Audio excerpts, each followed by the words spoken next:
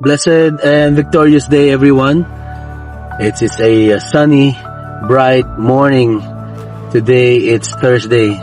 And our scripture reading comes from the book of John, chapter 16, verse 24. And it says there, Jesus is speaking, "Until now you have not asked anything in my name.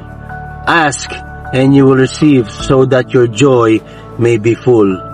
In this instance, Jesus Christ was reminding His disciples, His listeners, on how to ask. What was your prayer last year?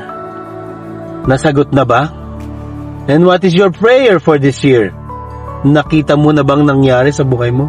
Kapatid, kung hanggang ngayon nananalangin ka na hindi mo kilala yung nilalapitan mo, you have to ask in the name of Jesus Christ. Jesus Christ was direct to His listeners. Nasabi niya, hindi ka nang humihingi sa pangalan ko. Anong pangalan ang ginagamit mo pag nananalangin ka? In heaven, there is only one name that is recognized, and that is the name of Jesus Christ. So every time you pray, pag nanalangin ka, kailangan mo lang bigkasin at banggitin yung pangalan ng ating Panginoong Hesus. Ganito yon. Lumapit ka sa iyong Ama, na alam mo yung Ama mo ang siyang magpo-provide lahat ng kailangan mo. Walang anak dito sa lupa na hindi naghanap ng kanyang tatay.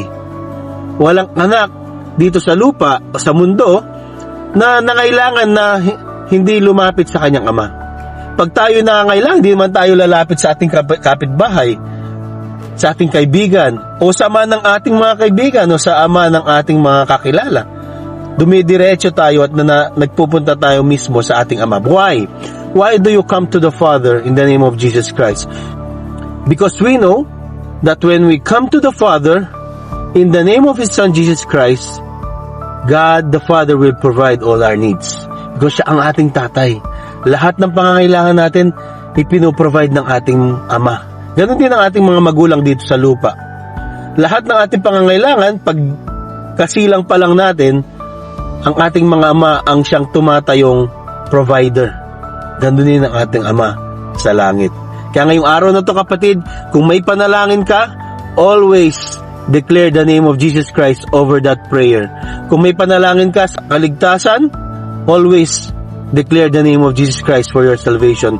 Kung may panalangin ka sa sakit karamdaman, only the name of Jesus Christ. Sabi nga ng Acts chapter 4 verse 12, salvation can be found in one and only name that is given under heaven.